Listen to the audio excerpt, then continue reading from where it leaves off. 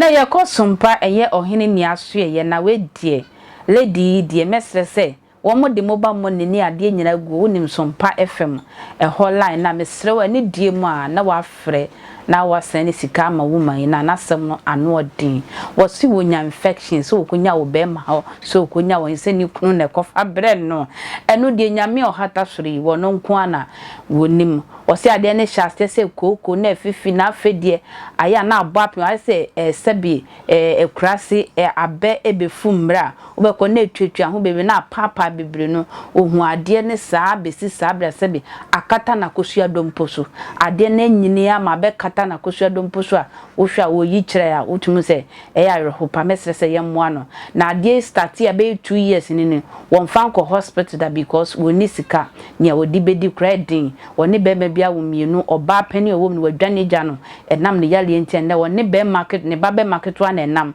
wodidi na wada ne nsam no ano ode abusua apo na yinama woni boafo bia odne haw abasompa se yemboa no Ghana doctor for a nurse for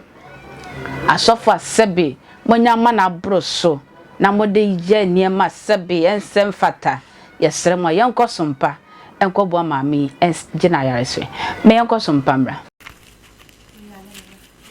ede ne kofa ya de ne ba nyesa useme yale nipa enya nyale kwa because untumi ntenase ede adea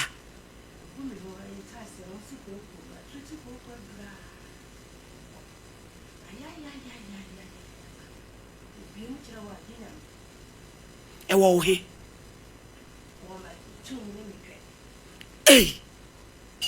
now no maame nenam kotrabonte why kotra waiting room ho because en common na odi na sensitive wuti ho a e mani kurant mi nye opin apo en kana sema e ha no na ye ne maame ni nkom e ba wo so adi sei mo twan photo e bi wen ya mama Jesus ti ade no na sebi akata wo ba no so saa no na ide na uja onai ye ewiase yo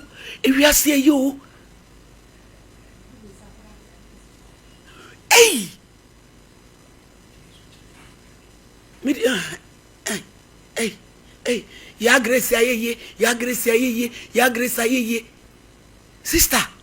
ko se ye wurade nyankopon edi asemuni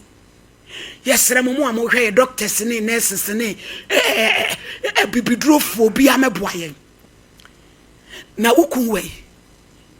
uniku o ma yesei be mei na hwan panini we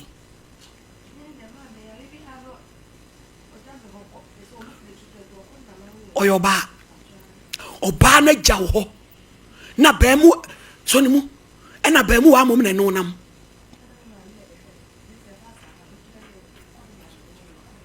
jina ho solo jina ho to me transia ya ene mo mani nyina ho na mebo na lape na ka be so obu nkotodwe yo but ewi ase ni Ghana for mo show ya mami agire wo bunkotodwe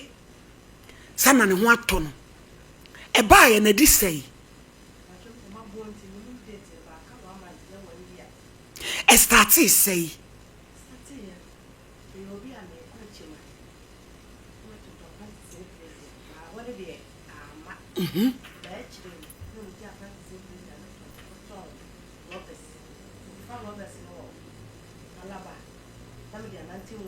mo hene mike ne mai alaba besi krofuro mu ne gicham so ne gese me de achima besi tafo ti me fritafo asata na me tietmetim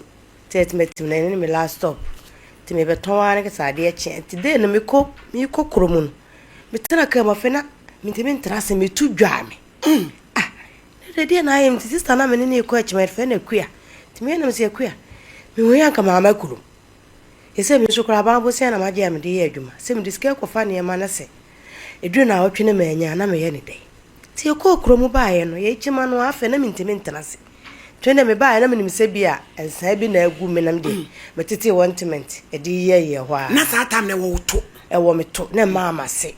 na me de wantement mi kodwale na me de nsuo hie emiemia ti me de na me nim se e bente one time me be fe me so na papi ne me se me fa hwehwe masene me to ti di aye mini apie mame enya sem kutua me to fa akwa de gu me se mmele emele akọ abehu ko tu mele na abom empeten no na me to fa hanso de ma me nya sem kutua me wonyane eno so sam ho me nya sem kutua me kase me wonya obeto me se me dade mu ama me na me mbobo ba ne ba sa no de ko hospital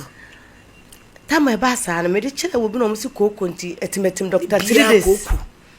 Dr. 3 days o mo se wo ye koko pacho yo eti hona me de call na ma me call tafusa me call lab med lab no want to me call gene ti me call lab no bae no se eye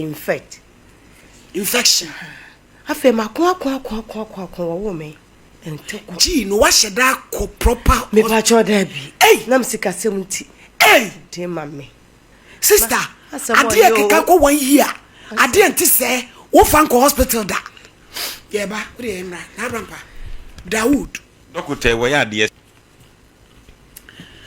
na mi sister na me pacho on fie sei me pacho 30 43 na someone to say ya de ya fatu nchema yehwe na someone to say eti sabi na japade ni nyina so akata wo ena ade no na akata sabi ne ba ne so no e ba foma afa ne tum